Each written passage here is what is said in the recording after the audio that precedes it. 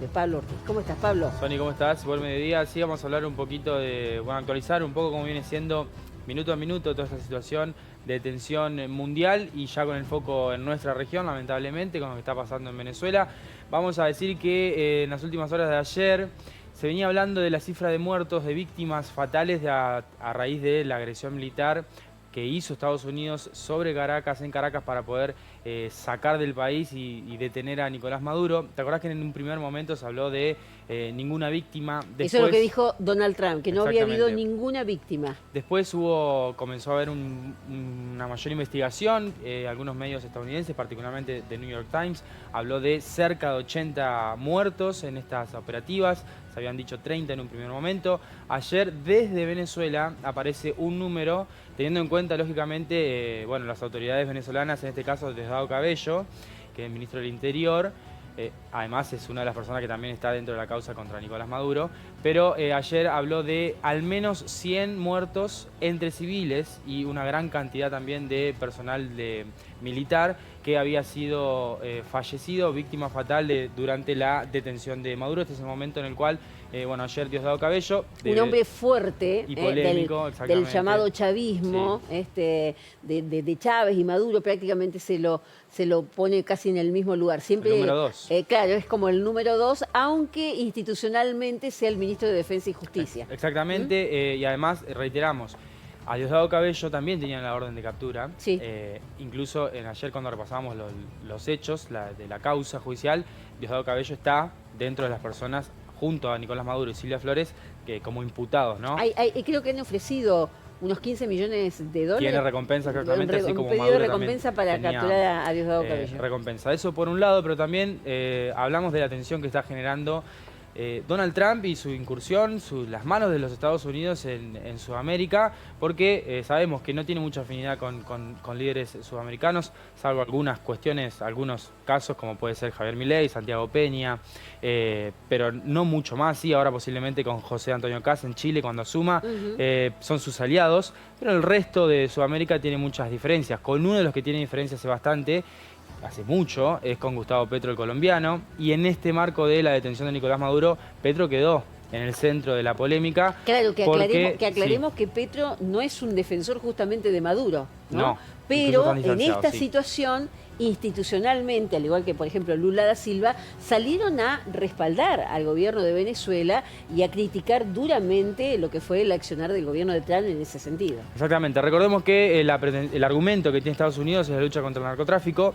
y bueno, Colombia es un país muy complicado, históricamente vinculado, ¿no?, al narcotráfico y al ingreso de cocaína y otros estupefacientes a los Estados Unidos. Durante mucho tiempo Estados Unidos, incluso ahora también, Estados Unidos y Colombia colaboran en acciones conjuntas para tratar de impedir o frenar el avance narcocriminal en la zona del Caribe, pero de todas maneras los líderes en este caso están contrapuestos. De todas maneras, ayer hablaron por teléfono y esa es la gran novedad que tenemos para contar hoy. ¿Quién llamó a quién? No sabemos quién llamó a quién, pero bueno, seguramente... Estados Unidos debe haber llamado. Petro ayer se publicó incluso una foto de él hablando en el momento en el que hablaba. Parece que fue Petro que nos llamó, dice Donald Trump. Donald Trump siempre dice que quieren hablar con él y él no quiere hablar con nadie, así que también podría ser, ¿no? ¿Sabés por qué te hice la pregunta a propósito? Sí. Porque algunos medios decían que había llamado Donald Trump y otros decían que había llamado Gustavo Petro, que para esto no se había quedado para nada callado de todas las cosas bastante tremendas que les dijo Donald Trump, ¿no? Exactamente, sí, amenazas, digo. Es un blanco cotidiano de Donald Trump, Gustavo Petro. Pero ayer Donald Trump, sorprendiéndonos de nuevo, dice que fue un gran honor hablar con el presidente de Colombia, quien me llamó para explicar la situación de las drogas y otros desacuerdos que hemos tenido, otros contrapuntos, podríamos decir la traducción también. Agradecí su llamada y su tono, espero reunirme con él próximamente. El secretario Marcos Rubio y el ministro de Relaciones Exteriores de Colombia están realizando los arreglos necesarios y se van a reunir en la Casa Blanca en Washington. Aquí parece que no pasó nada. Ayer incluso Gustavo Petro también dio un discurso frente a su militancia. Sí, y mientras leía este comunicado de Donald Trump, incluso se celebraba. Así que es toda una cuestión que está bastante confusa, si se quiere, en esta relación. Pero vamos a recordar un archivo y vos dirás, nos vamos meses atrás. No nos vamos tan lejos. ¿Semana atrás? Ni semana, te diría. ¿Ni semana Esto fue el atrás? 3 de enero, sí. Esto fue el 3 de enero. Esto decía Donald Trump de Gustavo Petro.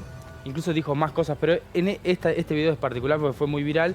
Esto decía Donald Trump de Gustavo Petro, a quien lo señalaba como casi como un narcoterrorista, o sea que su país producía cocaína.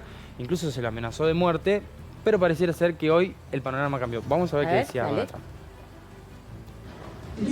Colombia is producing a lot of drugs. They have cocaine factories that they make cocaine, as you know, and they sell it right into the United States. So he better wise up, or he'll be next. He'll be next too. And I hope he's listening. He's going to be next. Yes. Ahí está. Será el siguiente. Será el siguiente. Eso fue después de la captura de Maduro. Algo había dicho de muerte también. También había dicho de muerte, eso fue hace un tiempito más, pero también dijo que iban a acabar con todos. E implícitamente haciendo referencia incluso a Nicolás Maduro en su momento y también a Gustavo Petro, como te decía, por esta cruzada contra al menos el argumento que tiene Estados Unidos de combatir el narcotráfico. Venimos dando cuenta de todo lo que se viene diciendo en Latinoamérica y en Sudamérica en relación, y en el mundo también, por supuesto, de todas estas últimas acciones de Donald Trump. Te dejo esta porque en Estados Unidos también han empezado nuevamente a surgir las informaciones que dan cuenta de que todo este accionar de Donald Trump, además de los juegos geopolíticos obviamente necesarios de las grandes potencias y que se van alineando unas con otras y según el tiempo y los intereses, específicamente con, bueno, todo esto que estaba a nivel judicial a punto de estallar con las denuncias que hay sobre este señor, sobre Donald Trump y el abuso y violación de menores, la famosa causa vinculada a Epstein. Eso estaba a punto de estallar.